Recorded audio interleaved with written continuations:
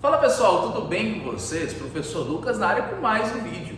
Hoje nós daremos continuidade aí à nossa aula de histórico da química orgânica, né?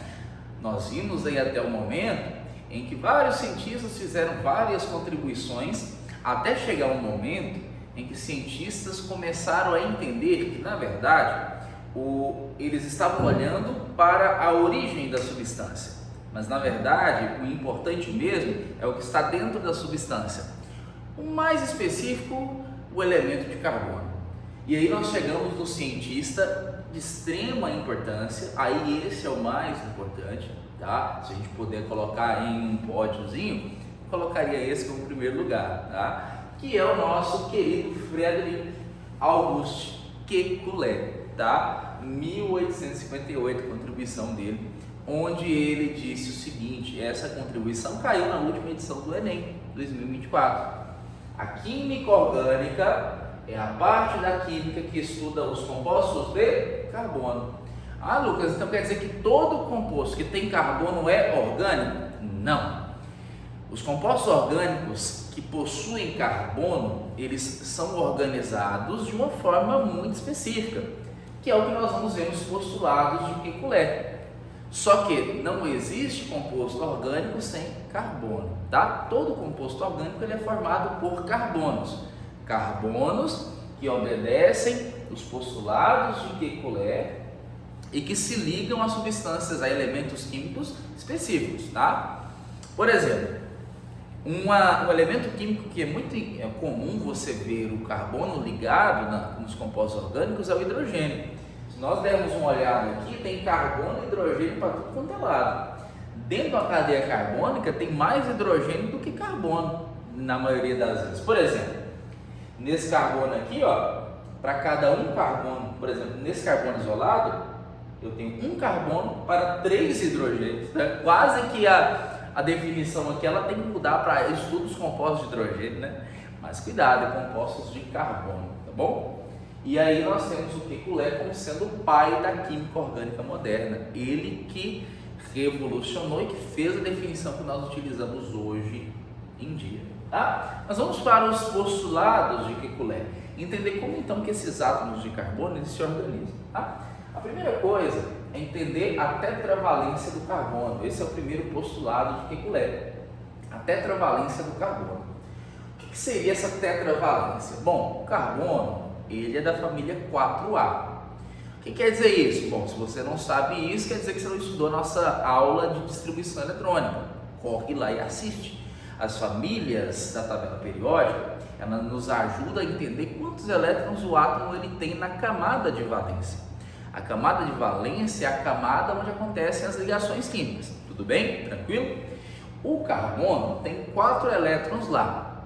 De acordo com a regra do octeto, é necessário que um átomo atinja 8 elétrons na camada de valência para poder ficar estável. Menos que isso, ele está instável.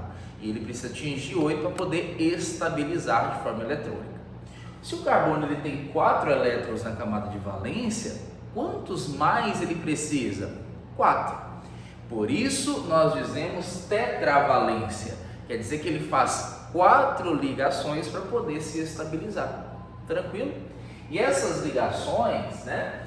Vocês vão ver elas de duas formas, tá? Ou na forma eletrônica de Lewis, tá? Que é mostrando os elétrons compartilhados. Lembrando que ligação covalente é ligação de compartilhamento de elétrons. Corre lá e assiste a nossa aula de ligações covalentes, rapaz. Fica aí dando bobeira, não. Forma eletrônica de Lewis, nós mostramos os elétrons da camada de valência e os elétrons das ligações, tá? Os balões eletrônicos. Na fórmula estrutural, nós trocamos esses balõezinhos aqui com os elétrons, né, as nuvens eletrônicas, por tracinhos, tá? Cada tracinho ali tem 2 elétrons, um de cada átomo aqui. Por exemplo, nesse tracinho eu tenho um elétron do carbono e um elétron do hidrogênio, tá certo? E eles podem, né, os carbonos, eles podem fazer não somente um tracinho ou uma ligação química não, tá? Lembra que ele tem 4 ligações? Então ele pode diversificar o tipo de ligação desde que não ultrapasse 4. Por exemplo, ele pode fazer 4 ligações simples, ok? Mas ele pode fazer, por exemplo, duas ligações duplas. Ah, Lucas, ele pode fazer? Pode. Porque se eu contar aqui, ó, eu tenho 1, 2, 3, 4 tracinhos, 4 ligações ao todo. Só que duas ligações duplas. Fechou? Ou ele pode fazer também uma ligação tripla e uma simples. Pode também. Se eu contabilizar aqui, ao todo eu tenho 4 ligações. E ele pode fazer uma ligação dupla e duas simples? Pode, porque no final, ao todo vão dar 4 ligações. Não ultrapassou aí o que ele pode fazer. Tranquilo? Então pode ser toda simples, pode ser duas duplas, pode ser uma tripla e uma simples, e pode ser uma dupla e duas simples. Nada mais que isso, tá? O segundo postulado de Kekulé é as ligações equivalentes, o princípio da equivalência, ou valências equivalentes, tem vários nomes para esse postulado. O segundo postulado de Kekulé fala sobre as ligações equivalentes. Tem outros nomes também que às vezes aparecem, princípio da equivalência, valências equivalentes, enfim, são vários nomes, mas a definição é a mesma, né? As 4 ligações simples do carbono são equivalentes, possuem a mesma força, intensidade, possuem a mesma propriedade, tá? Por exemplo, nessa substância que eu tenho aqui, nessas duas substâncias que eu tenho aqui, eu tenho um cloro diferente dos hidrogênios, certo? Tá vendo que o cloro nessa primeira molécula aqui, nessa primeira organização, está na parte de cima? Na segunda, ele está na parte aqui do lado direito. Aí, Lucas, então mudou a propriedade, não posso fazer isso? Claro que pode. As 4 ligações simples são equivalentes, então eu posso rotacionar esses átomos ali de qualquer forma, tá? Isso é até bom e nos ajuda a entender o seguinte: quando eu for fazer uma estrutura, quando eu for desenhar a estrutura, e alguns exercícios pedem isso, né? Eu não preciso ficar me preocupando demais, desde que seja uma estrutura toda simples, né, de ligações simples, onde eu vou colocar cada elemento, tá? Desde que eu tenha ali uma coordenada, né? Fala assim, o cloro tem que estar no carbono 2, aí beleza, ó, aí tranquilo, né? Mas quando eu tenho apenas um carbono e as ligações são simples, aí eu posso rotacionar esses átomos que não vai perder a propriedade da substância. Terceiro e último postulado é a capacidade que os átomos de carbono possuem de formar cadeias, tá? Então aqui nós chegamos a um ponto alto, porque nós damos muitas cadeias carbônicas dentro da química orgânica. E é aqui que vem essas cadeias carbônicas, é um postulado de Kekulé, onde ele diz o seguinte: os átomos de carbono, eles podem ir conectando um ao outro, olha só, e formando essas cadeias carbônicas, tá? Cadeia carbônica quer dizer que um carbono está preso ao outro carbono, cadeia carbônica, tá? E essas cadeias, elas são bem extensas, tá? Tem cadeias pequenininhas, mas tem cadeias muito extensas.